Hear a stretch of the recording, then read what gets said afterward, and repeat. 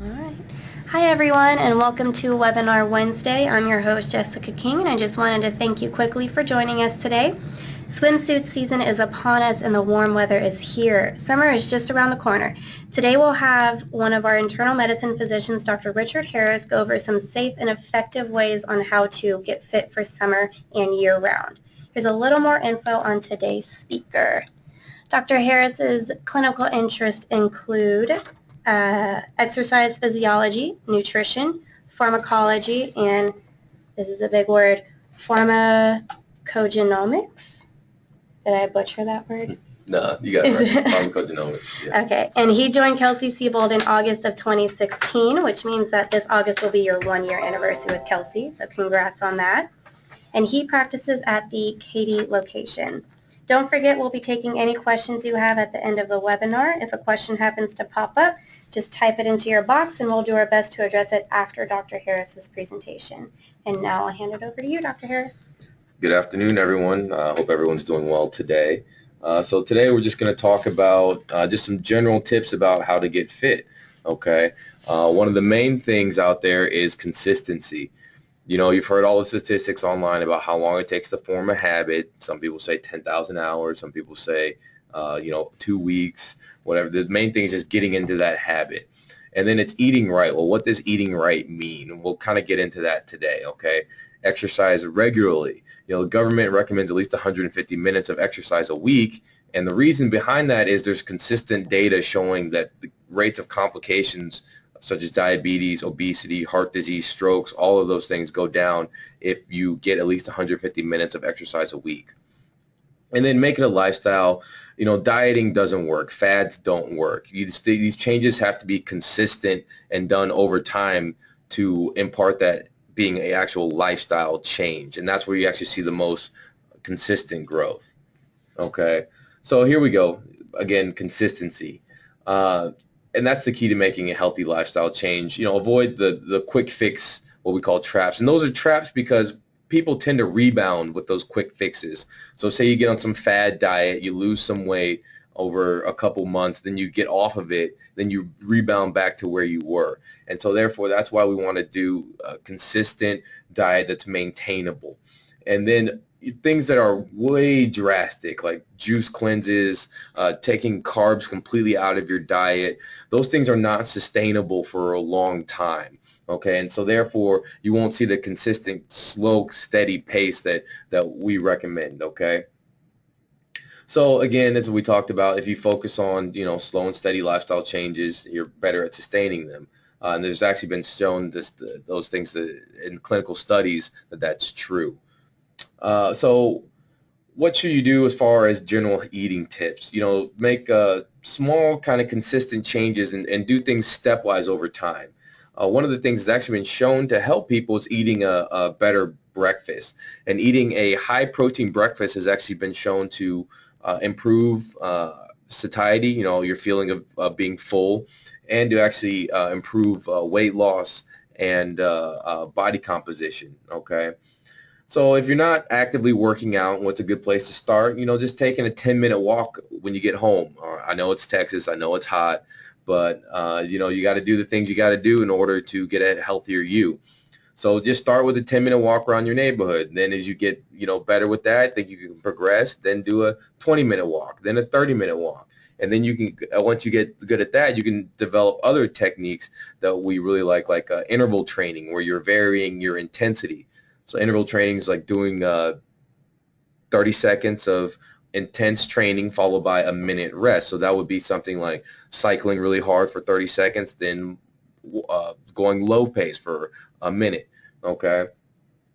And so then, when you get good at that, you want to add in what's actually the best thing for you, and that's weight training. And we'll talk a little bit more about that in a minute.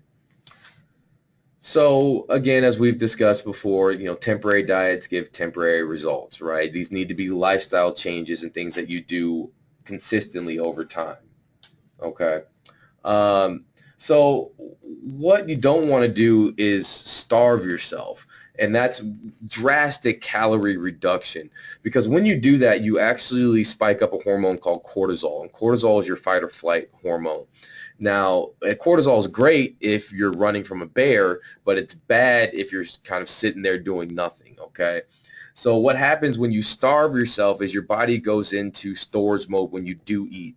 It thinks that, oh my gosh, I don't know when I'm going to eat again. So therefore, it says store, store, store, store, store. So store all that stuff you eat in case it doesn't know when it's going to get food again, okay? So again, not a big proponent of those cleanse or detox things. Your body's wonderfully efficient if you treat it right. Okay, the best thing to do is just to eat a nice, healthy, balanced diet, and we'll talk a little bit more about that. Okay.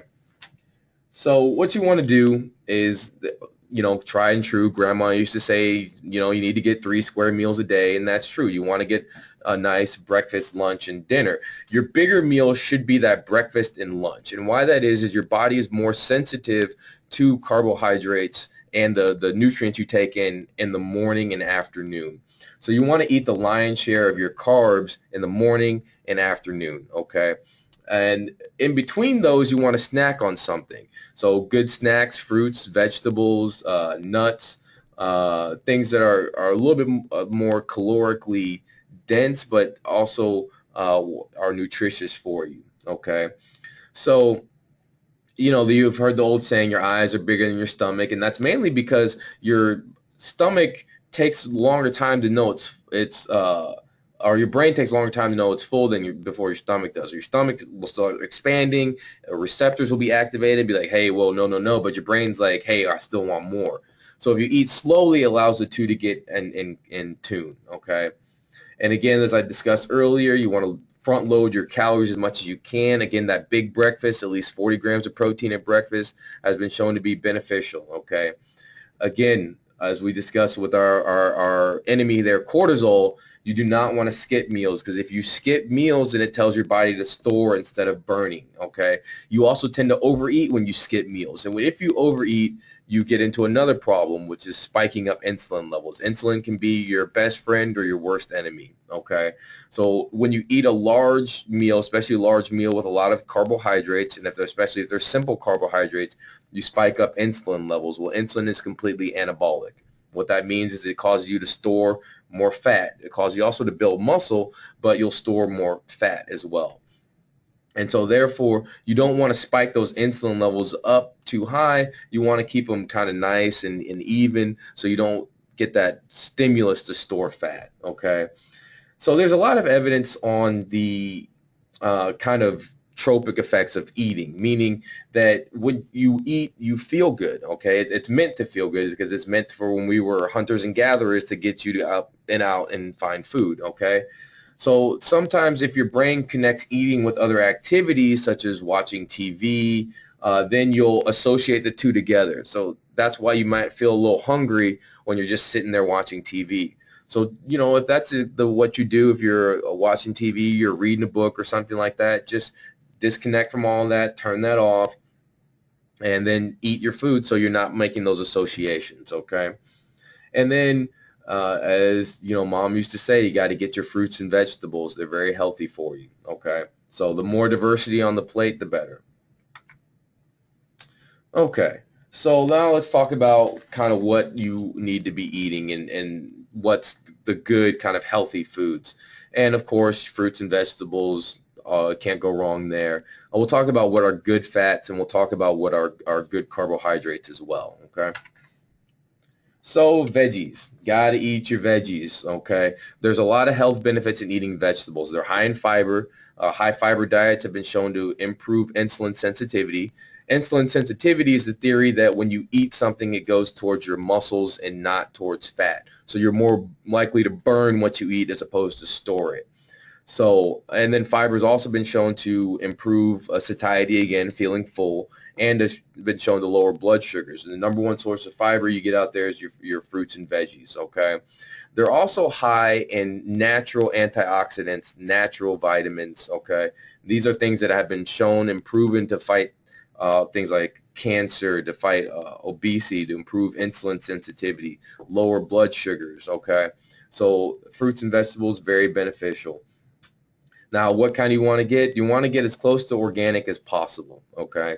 And the crunchier the better. Why crunchier? More fiber, as we discussed earlier. Okay, so you want to get in about 5 servings of vegetables per day.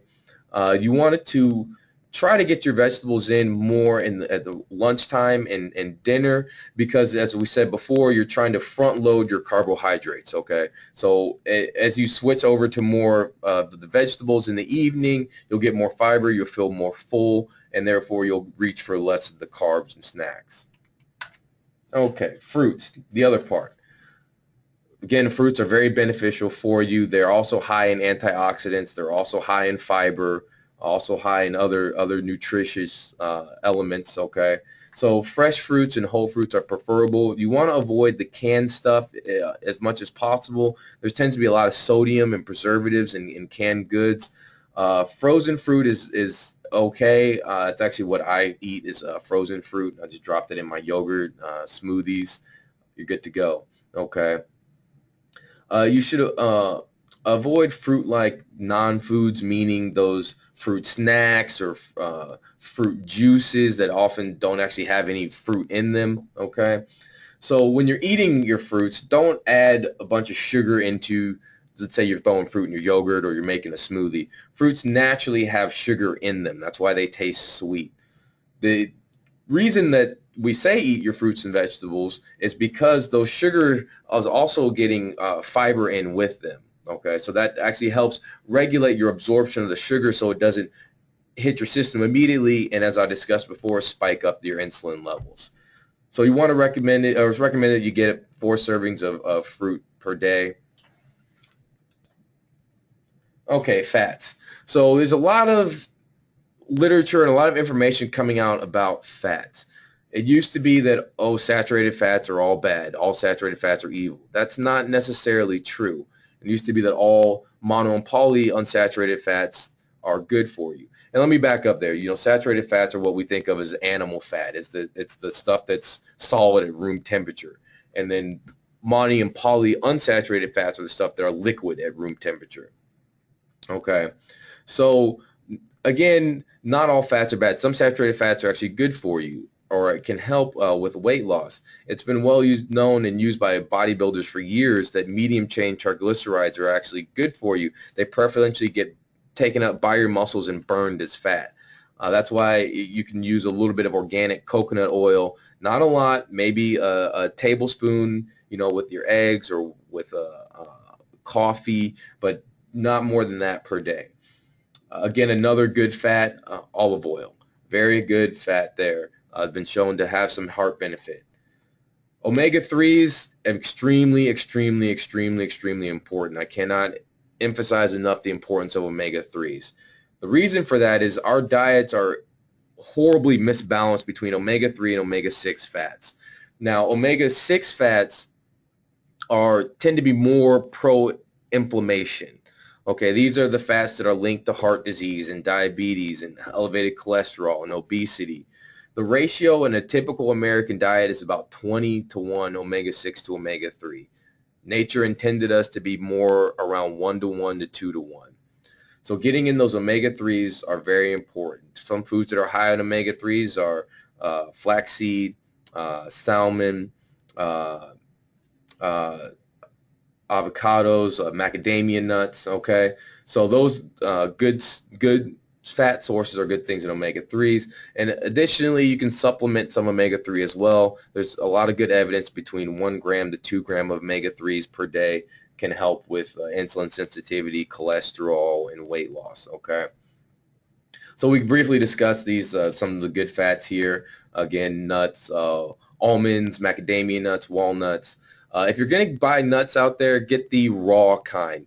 Usually if you get the already pre-roasted nuts, they're loaded with sodium, and they are usually roasted in a lower quality oil.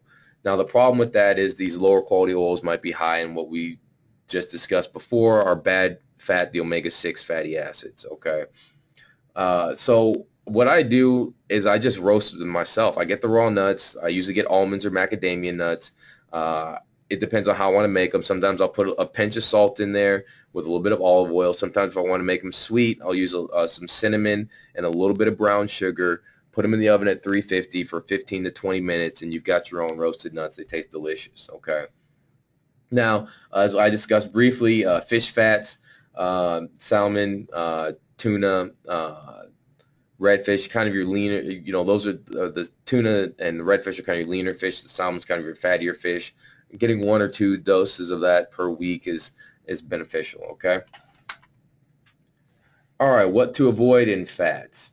Now, again, this is kind of a brief overview. Like I said, not all saturated fats are bad, but there are some that are worse than others. Now, typically, excessive animal fats, what we think of as, typical beef and pork, they can be bad for you if they're loaded with the wrong type of fat. So a lot of the times these animals are fed high grain diets. Well, a lot of these grain diets are high in omega-6 fatty acids. Animals that are fed a more natural grass-fed diet are high in omega-3 fatty acids. So if you're going to get, beef, pork, chicken, try and find as close to grass-fed as possible. It will have a better fat profile for you, have more of those omega-3 fatty acids, and be healthier, okay? You want to try to avoid your corn oils. It's high in what we talked about, that omega-6 fatty acids. You want to decrease that ratio again to about 2 to 1, okay? Now, a lot of the other vegetable oils like safflower oil, other types of flaxseed oil, that kind of stuff, they're very processed and they may be hydrogenated. The hydrogenation process makes it more stable to high heat, but also worsens the fat profile, okay? So what I use actually for my cooking is I use, like I said, a tablespoon of coconut oil in the morning. You want to get organic, unrefined, okay? It doesn't have it has a lower smoke point, so that's not the oil you want to cook if you're using it in the oven. Now, if I want to use something, if I'm throwing it in the oven, if I'm baking it, I use extra virgin olive oil. Okay, carbs. Everybody loves carbs. We know they taste delicious, okay? But what are good carbs and what are bad carbs? Well, first of all, I wanted you to say what makes a carb good or bad. Now, what makes a carb good or bad is how fast that sugar hits your system, okay? Now, as we've discussed before, the faster the sugar hits your bloodstream, the more likely you are to raise up your insulin levels and the more likely you are to store what you eat as fat, okay? So you want to use carbs that are slow digesting, so therefore the sugar kind of consistently hits your bloodstream, not all at once, and keep those insulin levels from rising up too high, okay? So what are good carbs? Things, brown rice, whole wheats, okay, grains, barley, oats, wheat, quinoa, even things like sweet potatoes. Those are the types of whole grains you want to get, okay? So again, they're good in fiber, and we've already discussed the benefits of fiber here that are on the slide, and it makes you feel full. It improves your makes you regular with the bowel movements, and it helps lower your cholesterol, okay?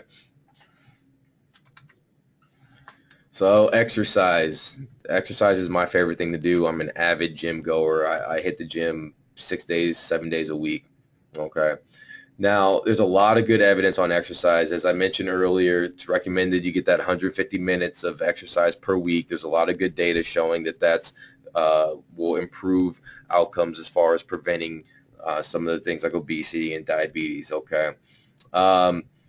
If you're just starting out how to exercise, we kind of went over this briefly earlier. You start slow, okay? Don't jump into some heavy CrossFit if you've never worked out before, okay? So you just want to start slow and kind of as your body gets used to it. So just start off with a 10-minute walk up to then a 20-minute walk up to a 30-minute walk. Once you get up to you're doing that 30-minute walk per day, then you want to start adding in some interval training, as I discussed before. Interval training is doing periods of high intensity, periods of low intensity. So about 30 seconds of high intensity, then a minute of low intensity, okay? Again, we'll talk about weight training in a minute, but weight training is the absolute best thing to do to prevent a lot of the things that we see in internal medicine. Weight gain, diabetes, high cholesterol, Also, there's some evidence that it supports immune system functioning.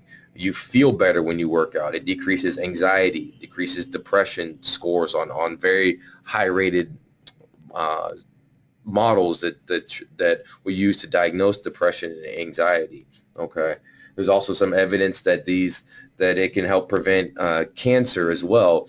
The stress that you induce from exercise helps protect your DNA from damage, and that's one of the main reasons that causes cancer. Okay, so there's a lot of positives out there from exercise. Okay, so a lot of times I see people fail when they're starting on exercises. Like I said earlier, they try to do too much too soon. Then you get too sore, or you hurt yourself, or it's not sustainable. You know, working out 2 hours a day for most people, it's not sustainable. Okay, what is sustainable? 30 to 45 minutes a day. That's something that most people can get in their life, and it doesn't have to be in a gym. There are home exercise programs that you can do with weights as well. Okay. So, you know, as start low, go slow, and then work your way up. And of course, before starting an exercise program, you want to check with your physician to make sure that you are able to exercise safely. So, what are the types of exercises? Mainly three types. There's cardio, there's strength or resistance training, and then there's flexibility training. The best thing is to get a mix of both, of all three. It kind of helps you vary your workout routine, keeps you interested, okay? So cardio. Cardio can be the best thing for you, the worst thing for you. It all depends on how you're doing your cardio. Number one, I do recommend the interval training. Once you get to that level of confidence where you're starting to get a little bit more in shape, there is some evidence out there that steady state long distance cardio is actually more harmful, can cause more fat gain, more spike cortisol levels, as we discussed earlier. Cortisol is not your friend when you're not running from a bear, okay? So some examples of cardio: swimming, running, biking, dancing, and then just playing sports. Again, if you're going to do your cardio, do 10 to 20 minutes of interval training. That's actually been shown to cause more weight loss and increase aerobic capacity than steady state, low intensity exercise. Strength training. Okay, this is my baby. I could talk about this for the next hour, but I'll try and keep it simple. Okay, once you've felt like you've built up your stamina enough to pick up the weights, pick up the weights. Okay, so a typical kind of weight routine you want to follow is 3 sets of 15 or 4 sets of 10. You want to take 45 to 60 seconds of rest in between your weight sets. That helps keep your heart rate up, get you that cardiac part of the strength training, okay? You'll burn more calories when you do that. Another tip is to do something like a jump rope in between your sets. Or you can do what we call circuit training, where if say you're training chest and back one day, you do a chest exercise, then you go do a back exercise, and you go do a chest exercise. So you're hitting different muscle groups, but you're not allowing your whole body to rest for that long, okay? So depending on your workout, it will depend on how much rest you need, and everybody is a little bit different. You'll find out how much given rest that you need per muscle group. It's advised that a minimum of working between muscle groups. Say if you do your legs, that you get at least 48 hours of rest in between doing different leg exercises, okay? So flexibility, these are things like stretching, yoga, Pilates. There's a lot of good evidence that these can help with chronic conditions such as low back pain, other muscle types, joint aches. There's also good evidence that shows it helps with anxiety, depression, feeling down. So if you're doing strength training, that flexibility you'll get through just your range of motion exercises. But you can supplement that with doing these yoga and Pilates, just to do something different, keep yourself active, keep yourself engaged, okay? So starting a fitness program, it's important to have set goals. And when I first started, I had a goal of what I want to do a month, 2 months, 3 months, 6 months, a year from now. And I still have goals. And I check in periodically with myself to keep goals. Keep a journal, of what you're doing, what you like, how did this weight feel. And you'll know based upon that when you think it's a time to increase the weight, okay? And have reasonable goals. You know, a safe weight loss is about 2 pounds per week, okay? And that'll keep you from yo-yoing or doing something that's extreme and not sustainable. In fact, I even tell people when they get to a certain point to throw the scale out, because the scale lies to you. You think of weight as a marker for how much stuff you actually are, but it's not. Weight is a force. It's how much gravitational force that you put on the earth.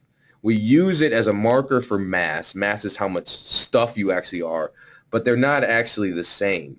So once you say your weight plateaus, but your clothes are fitting better, you're feeling better, that's an indication to keep going and be encouraged rather than be discouraged because your weight isn't changing. And once you get to a certain point, when you start adding muscle and losing fat, your weight will kind of equilibrate and decrease slower as that change goes on, okay? So, you know, there's a lot of good evidence that a good support system helps with weight loss and working out.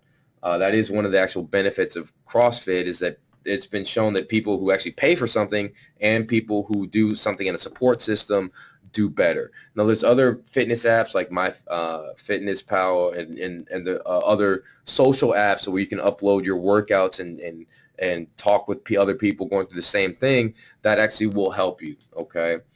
And then, you know, you want to reward yourself for your hard work, okay? So if you hit your goal, you know, take a trip, you know, buy some new clothes, take yourself to that movie you wanted to see, or something, you know, do something that rewards yourself that you're feeling proud of, okay? And again, it's all about lifestyle. Don't just think you're doing this for summer. Do this for a better you. Do this, you know, if you have kids, do this to be healthier for your kids. If you have a spouse, do this to be healthier for your spouse. These changes should be lifestyle changes and should be sustainable so you can maintain them over a long period of time, okay? And again, as I discussed before, you always want to check with your doctor before starting an exercise program to make sure it's safe for you to exercise. And there's a lot of different resources we have available as far as getting you in and getting you a good exercise regimen, okay? So now we'll open it up to any questions from our viewers. So we just have a few minutes for questions, and I think I'm going to get us started quickly with one of them. Do you have any tips for people that can work out, say, at the office, like at their desk, or if they don't have time to go to the gym after work, what can they do? Sure. There's actually a lot of different programs out there for those quick kind of aerobic workouts with weights. You can put some weights in your gym. You can get it, or in your office. You can get a yoga mat in your office. Pop up a video, okay, online, your computer, iPad, or whatever, and just follow that. Get you a quick 30-minute session in there. Okay. What do you have here?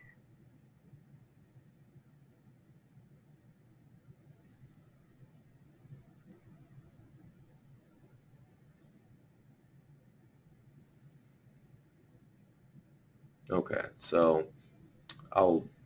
so I get a question. If I eat Nature Valley granola bars for breakfast, what else can I add with it to ensure that I'm full? I would avoid things like Nature Valley or those pre-made granola bars. They actually add in sugar in those. That's another thing. Look at the labels, see if you're getting added sugar. What I usually get for breakfast and that you can do that's quick is just whip you up some oatmeal, okay? If you want to make sure it's just whole oats, okay? You can throw in some peanut butter, raisins, other fruit in there, some cinnamon, and a little bit of honey. And then for your protein, you can either whip up some eggs or you know, turkey. Avoid the deli meats. You want to try and get it as organic as possible. If that's not an issue, take a protein shake, okay? Next question, can everyone take a fish oil capsule? Fish oil is okay for most people. There are some certain conditions you want to check with your doctor or before going to surgery, but very few issues with taking that 1 to 2 grams of fish oil per day, okay? Another question, are omega-3 fats also good for joint-related issues in addition to heart benefits? There is a lot of evidence that high-dose omega-3s are actually anti-inflammatory. There's also some thought that says that they can help with joint lubrication. The data on that is not great, okay? But high dose omega-3s up to 2 to 3 grams per day will help with inflammation. What are your thoughts on new low-carb products like chickpea pasta? So again, those if it's organic and if it's just chickpeas, that's okay. Or if you do things like spaghetti squash or acorn squash, okay, those things are carb alternatives, and I eat those things regularly at night. I love making zoodles. I love spaghetti squash. You can use those in place of your carbs at night, and then get a full meal there and get your vegetables and your fiber. What about honey? Is it okay for a teaspoon with a smoothie? Absolutely. I use honey in my oatmeal. I use a little bit of honey in my tea. It's a natural sugar. It's not artificial. I prefer to eat anything I can that's as close to organic as possible. And honey is very sweet. You don't need a lot of honey to make something sweet.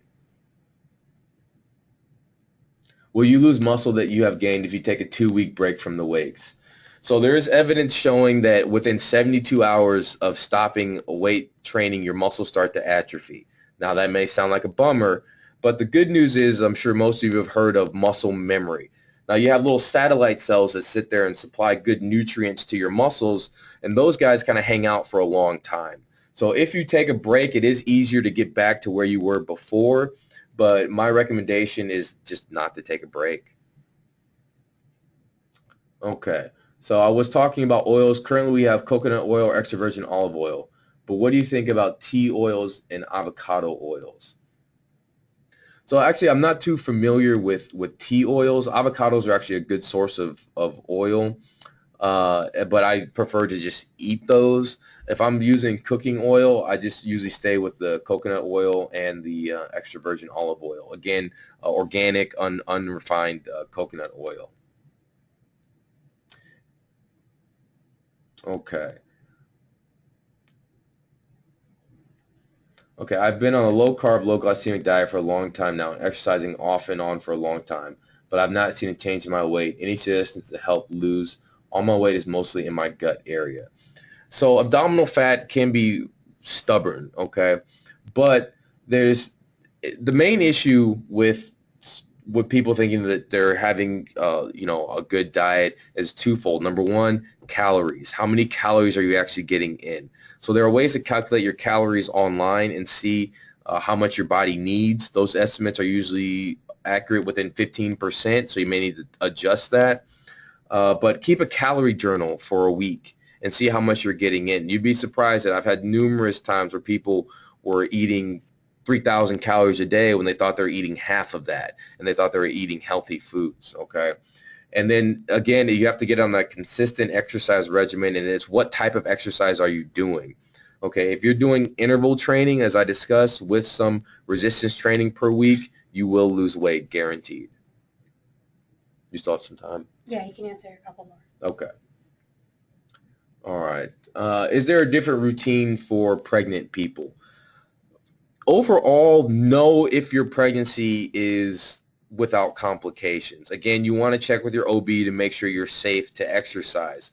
Now, there are some changes, with fluid retention, of course, anatomical deviations with pregnancy. So you want to make sure that you're working out safely.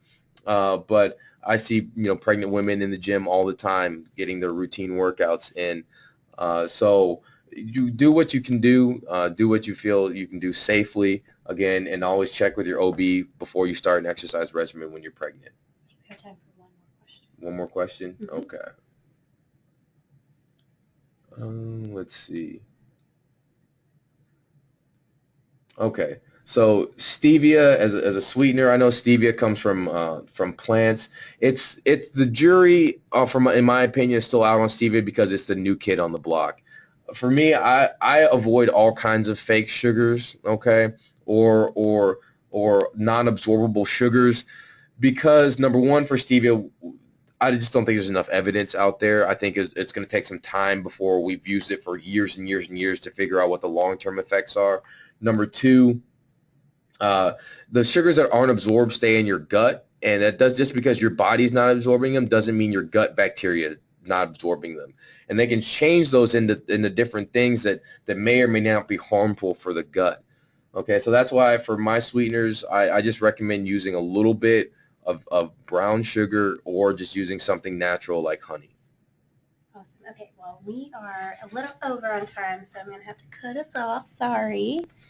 And that's going to conclude our webinar today. So you just received some great info on how to get fit, not just for summer, but for as a lifestyle change. And we hope you'll be able to use this information given to you today. I want to say thank you to you, Dr. Harris, for giving us such a great job and all the great information. And of course, thanks to all of you for joining us this month.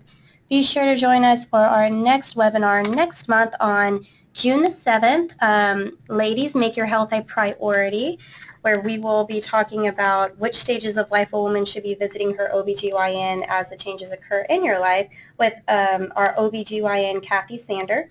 And don't forget to follow us on social media and join in on the conversation. Thanks again, and we'll talk to you all next month.